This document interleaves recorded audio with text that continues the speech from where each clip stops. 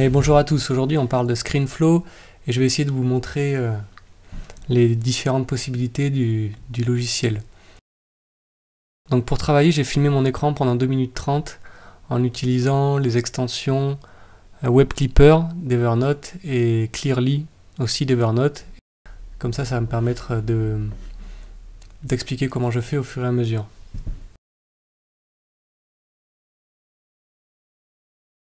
Donc quand je clique sur un clip, ça le sélectionne et on le voit à l'écran. Il devient entouré d'un contour blanc avec des petits points.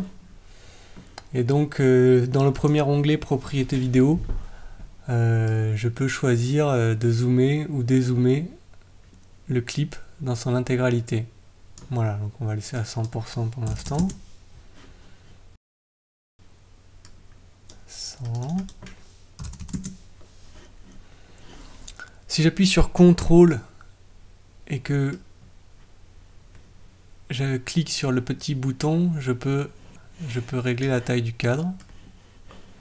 Et si je fais la même chose sans cliquer,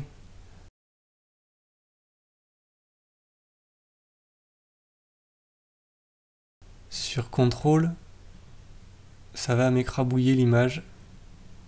Voilà, mais elle reste entière, mais forcément les proportions ne sont plus les bonnes.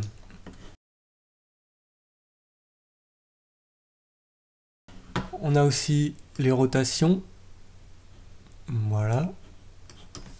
Sur 3 axes, Y et Z.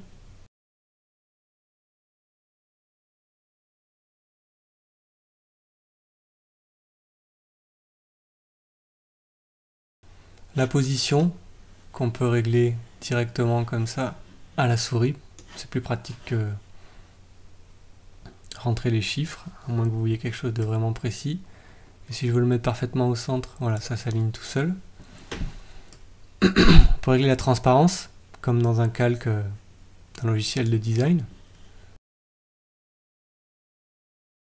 Des reflets. Alors j'imagine que c'est voilà, des reflets.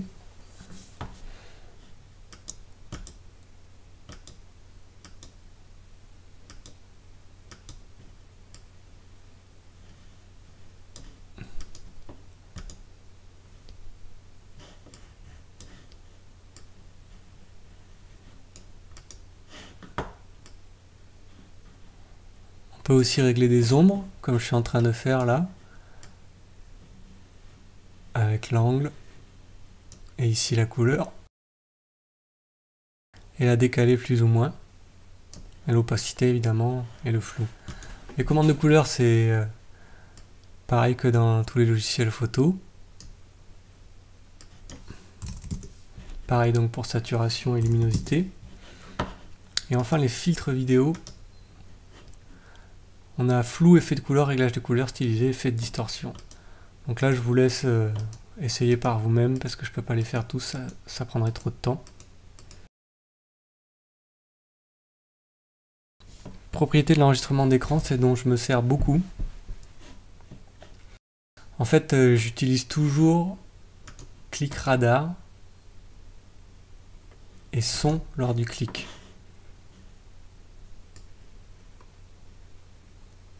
Ce qui fait que là, si je fais play, on voit qu'il y a un effet de radar à chaque fois qu'il y a un clic de souris. Et il y a aussi le son. On peut aussi afficher les frappes. Comme ça, vos web spectateurs voient les touches que vous tapez en même temps qu'elles apparaissent à l'écran.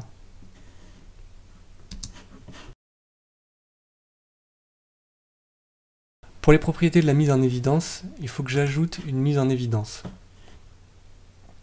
Donc elle apparaît là au milieu de mon clip, et je peux en régler la taille, évidemment. Donc il y a écrit callout parce qu'en anglais ça s'appelle un callout.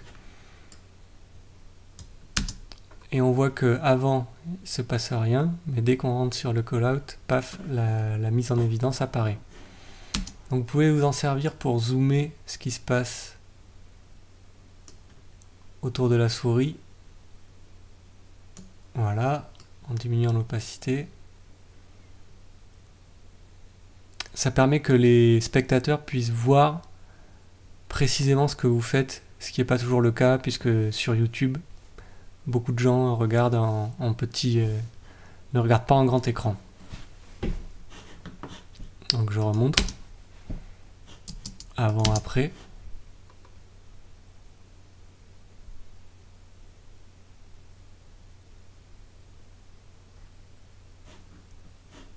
On va zoomer encore un peu plus. Voilà. Alors vous pouvez aussi faire un fondu d'entrée, un fondu de sortie. Une seconde, j'aime bien. Voilà, comme ça c'est pas trop agressif. On voit déjà que ça commence à avoir de l'allure.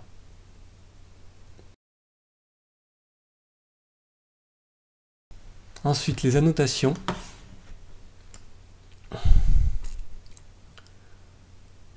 C'est aussi très pratique si vous voulez attirer l'attention des spectateurs sur quelque chose. Donc là, il faut aussi, c'est pareil, ajouter un clip d'annotation qui va apparaître sur une nouvelle piste. Alors, on va dire qu'on veut entourer le fait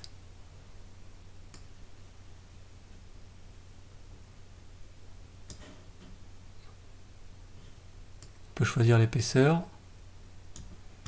la couleur. Moi j'aime bien ça. Tac. Voilà. Donc si je veux attirer l'attention de mes auditeurs sur cet onglet, je vais utiliser une annotation et même pourquoi pas une flèche pour bien marquer le coup.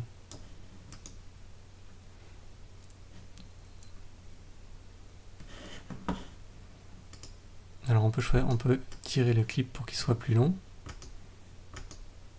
Voilà. Alors ce qui serait bien, ce serait de zoomer sur cette partie-là, dans ce qu'on peut faire. Mais je veux zoomer seulement quand il y aura les annotations. Alors je retourne dans Propriétés vidéo, je sélectionne mon clip vidéo, et il faut que j'ajoute une action vidéo à peu près par là. Voilà. Et après l'action vidéo, je vais lui dire zoom comme ça, à 157%. Et après les annotations, voilà, je vais arrêter les annotations un peu avant. Mettons ici. Je vais rajouter une action vidéo et remettre tous les paramètres par défaut. Donc avant ça sera les paramètres normaux, entre les deux ce sera zoomé pour qu'on voit bien ce que je veux montrer, et après ce sera de nouveau normal. Voilà, ça fait très pro.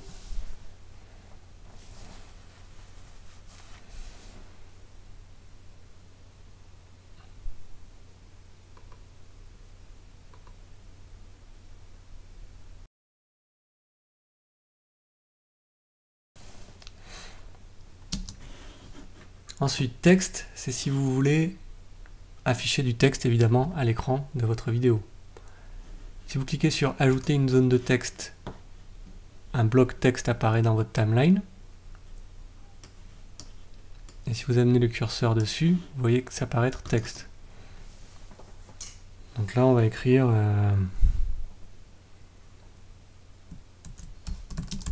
site internet, non plutôt comment clipper un article avec Evernote Web Clipper. Voilà.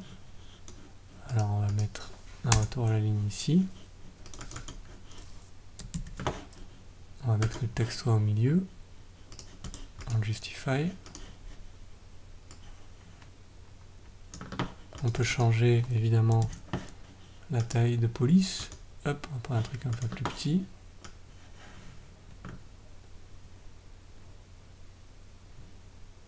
Et je vais le faire apparaître en bas à droite comme ça. Voilà. Alors c'est pareil, je peux changer la couleur du texte, changer la couleur de l'arrière-plan.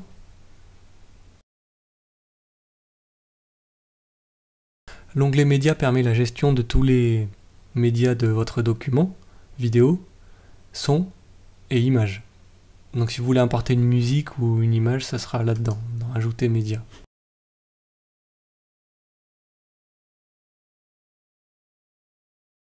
Ensuite, concernant les transitions, c'est aussi important. Par exemple, mettons que je veux pas que l'image arrive tout de suite direct comme ça au début de ma vidéo. Je vais sélectionner le clip, faire un clic droit et cliquer sur Ajouter une transition de début. Et maintenant, j'ai une super transition pour le début de ma vidéo. Si vous faites clic droit, on va zoomer un peu. Si vous faites clic droit sur la transition, vous pouvez choisir le modèle de transition que vous voulez.